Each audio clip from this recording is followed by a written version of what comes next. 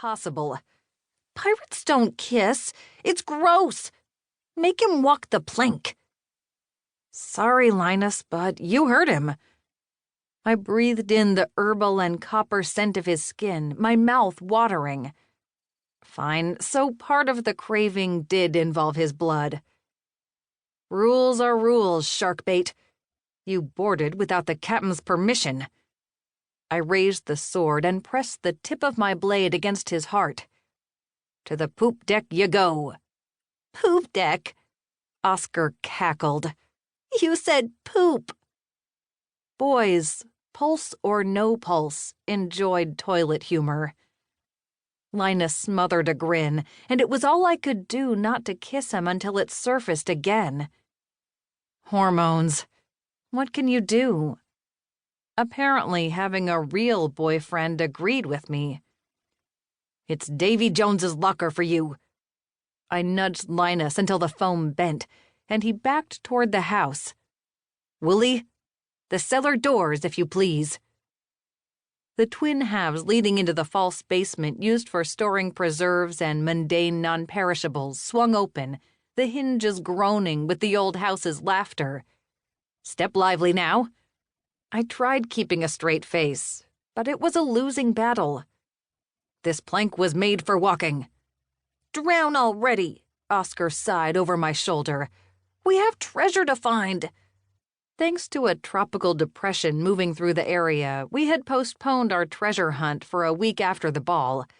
It was past time to let Oscar have his promised fun. Eyes glinting with amusement, Linus sank into the murky depths of the cellar, and the warped doors closed over his head. Hoist the mainsail, I called, and we resumed our trek to where the map I had drawn for Oscar indicated treasure awaited us. Batten down the hatches. A peculiar sensation wedged itself between my shoulder blades as we set out, but there were eyes in the woods. Lethe. Hood. The vampire bodyguards Lacroix had assigned to me, and high society necromancers who hadn't lifted a finger to aid in the Grand Dame's release efforts, who were willing to make my acquaintance after my demonstration at the ball. Most requests were confined to emails, texts, calls, or physical mail, but a few wanted to skip the non-existent line, and those I left to the Gwilgie to hunt or snack on as they saw fit. Shrugging off the sense of unease, I got back in the pirating mood. Arr! Oscar held the parchment spread out in front of him. I can smell the booty from here. I waited all of 3 seconds before he floated higher than the lowest tree limbs in a laughing fit. Booty! He squeezed his eyes shut, but inky tears dripped down his cheeks. That's funny. On your feet, buccaneer. I tugged on the back of his sailor outfit. There's no time for lollygagging. After drifting onto his feet, Oscar fanned out the map and resumed his quest. A throaty baying noise raised the hairs down my nape, and Oscar spun toward me, his eyes black pools. Shark! He screamed gleefully, pointing between 2 trees. Run! We're on a... I started, but it was too late.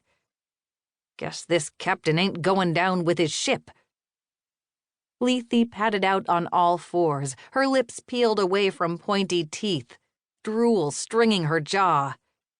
Even with the foam shark fin belted around her middle, she looked fierce.